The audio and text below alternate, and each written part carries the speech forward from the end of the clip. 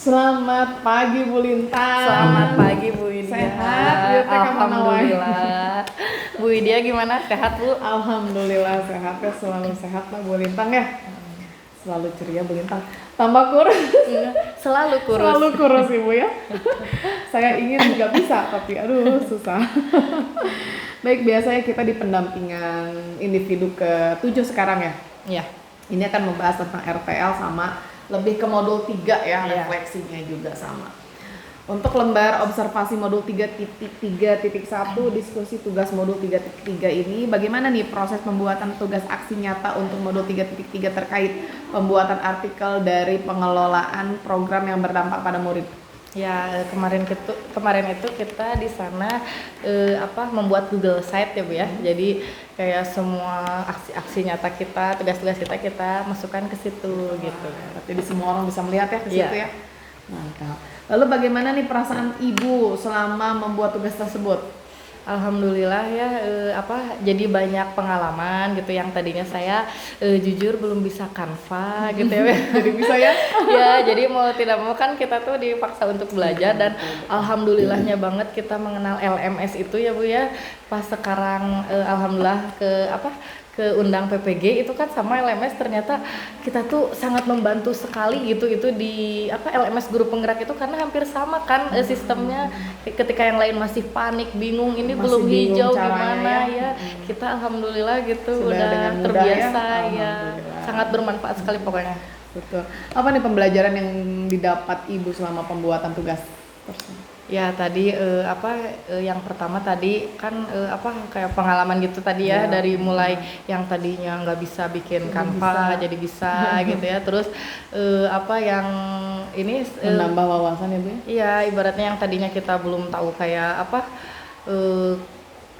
tugas-tugas itu kan di sana misalnya nih jurnal refleksi itu harus berbagai macam misalnya metodenya tampilannya gitu, jadi yang tadinya cuman satu aja misalnya berbentuk paragraf itu mah kita tuh diarahkan untuk bervariatif gitu mengerjakan tugasnya tuh jadi nggak bosen, makanya pas di Google Site itu macem-macem gitu jadi bagus gitu. Mantap, sudah ini ya jadi saya jadi penasaran.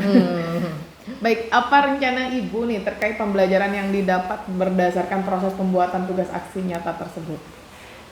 Rencananya di sana kan yang berkaitan dengan modul ini ya Bu ya. Jadi tentang pemimpin pembelajaran itu kan. Ya jadi saya di sini insya Allah ingin menerapkan terus gitu hasil yang saya dapat di CGP ini sampai ke depannya terus misalnya. Jadi tidak akan berhenti misalnya pas udah beres CGP udah aja kayak ya kemarin kan kita kayak membuat taman asuh yang kayak gitu ya, kayak keyakinan kelas itu akan insya Allah akan terus gitu berkesinambungan gitu. Iya baik. Nah sekarang kita ke modul 3.3.2 ya Pak, ya Bu ya, tentang merefleksikan perubahan dalam pembelajaran yang sudah diterapkan selama 8 bulan dari pertama itu ya kita sekarang. Baik, setelah Ibu menjalani 8 bulan nih pendidikan guru penggerak, perubahan apa yang Ibu rasakan yang berkaitan dengan kompetensi Ibu sebagai guru? Ya alhamdulillah ya yang sangat terasa itu mungkin di sini ya lebih kompeten gitu ya, yang tadinya ibaratnya tadi gaptek gitu menjadi sedikit-sedikit mau belajar. Terus kita juga kan kayak punya komunitas praktisi itu ya Bu ya, jadi kita itu punya circle-nya itu jadi positive vibes gitu, jadi kayak ayo bikin ini gitu, jadi enak aja gitu kita tuh punya komunitas praktis itu, dan di sana juga bukan hanya kita berbagi tapi juga kita juga belajar, jadi bukan bukan berarti ibaratnya karena guru penggerak gitu jadi ini enggak, tapi di sana juga saya justru banyak belajar jadi dari teman-teman komunitas praktisi tersebut gitu. Iya betul itulah gunanya ya. Baik, ini berdasarkan yang Ibu alami, perubahan apa saja yang terjadi pada diri murid Ibu setelah Ibu menjalani program 8 bulan ini?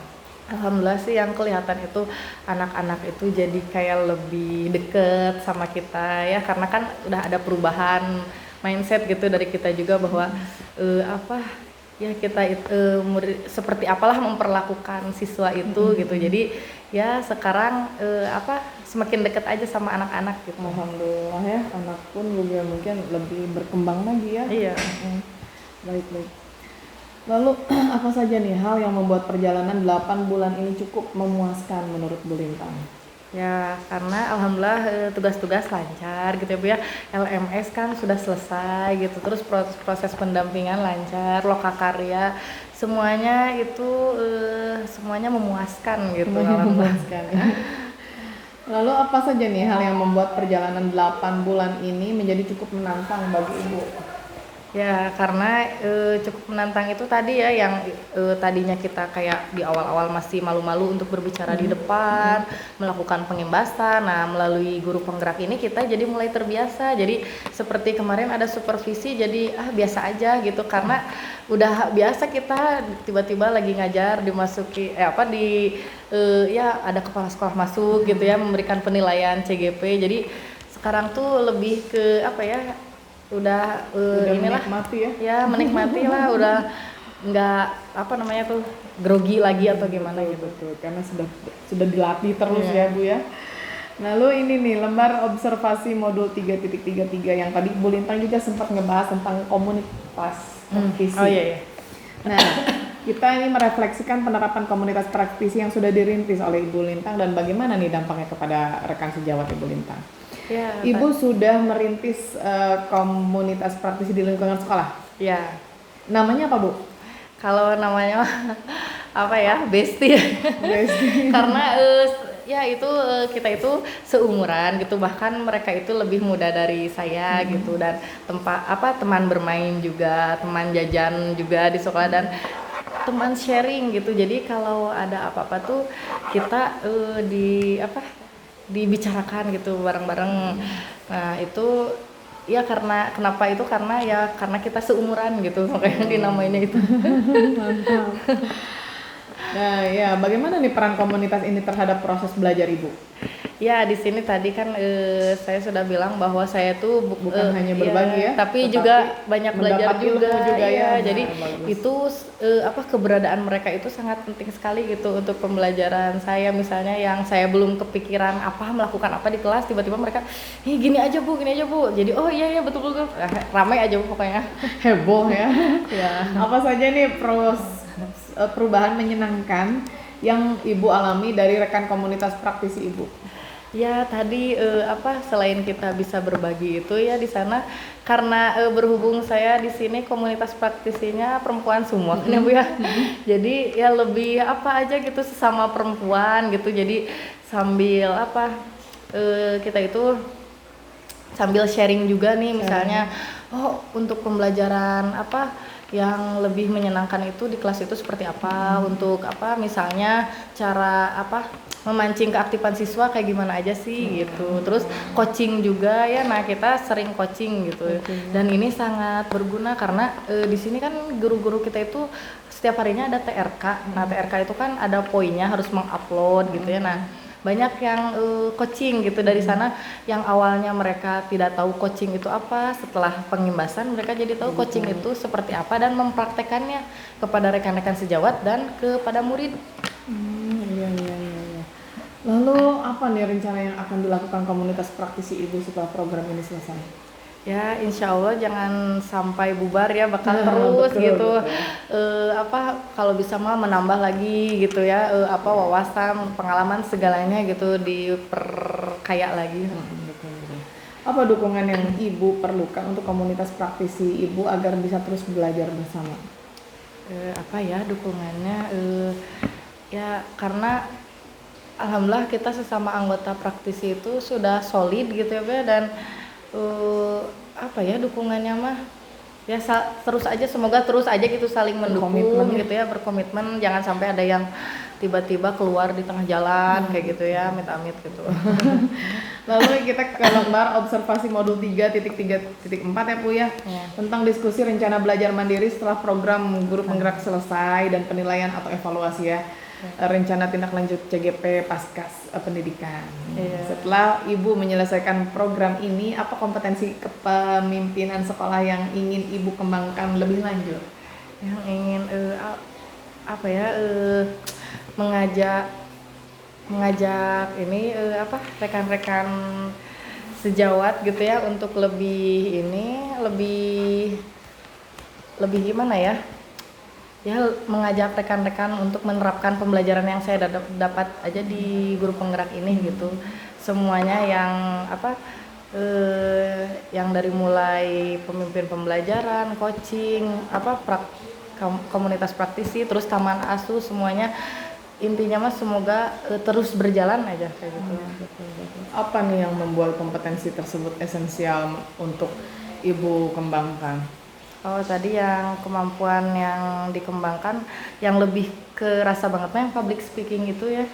Iya, jadi karena kan sebelumnya saya itu tidak pede gitu bicara di depan. Nah, setelah guru penggerak ini jadi kayak oh iya ternyata itu tuh sangat perlu gitu, kayak kita itu bicara di depan itu ya harus pede, jadi pede aja dulu gitu ya. Nah kalau udah pede mah kan ngageleuyer gitu ke depannya tuh.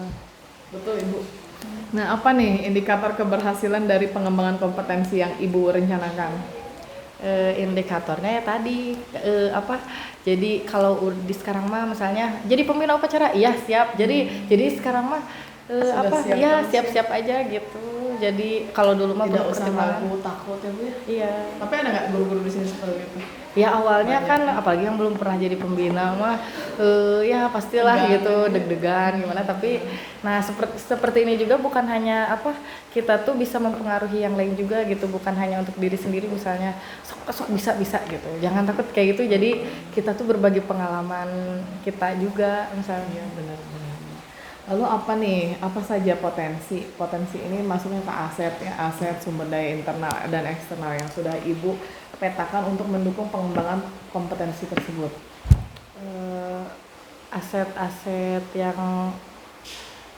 yang tadi public speaking itu yang mana? Lebih ke aset sekolah ke sekolah ya di luar sini dan dalam.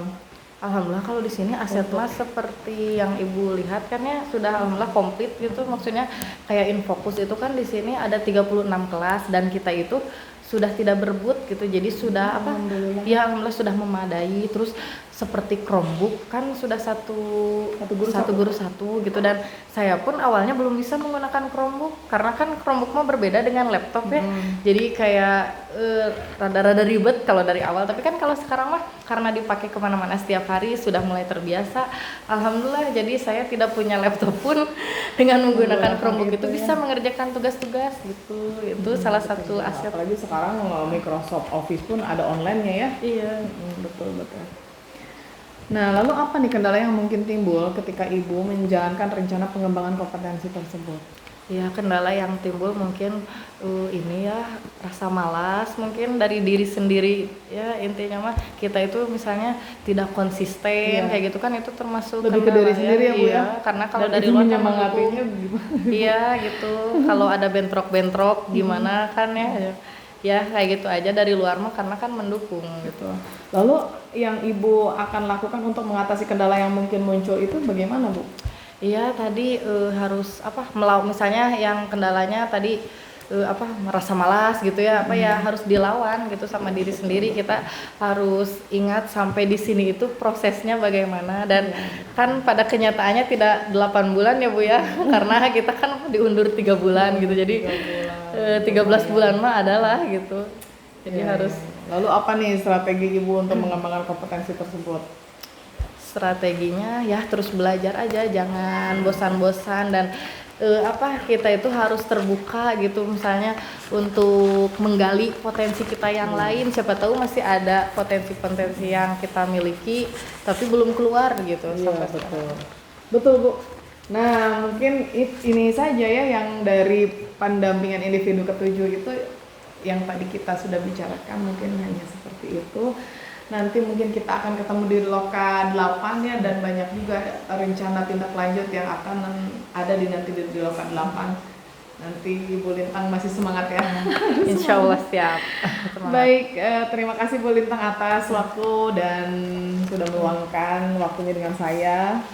Ya, Jangan bosan-bosan Ya, satu bulan enggak tuh, lagi. aduh, asa sedih justru ya. Karena Udah sudah biasa lama, sebulan satu tahun nih sekali kita ya. ya. Ya Allah, subhanallah. Ya terima kasih ya Bu Ya, Litang ya. sama Bu Widya. warahmatullahi wabarakatuh. Waalaikumsalam warahmatullahi wabarakatuh.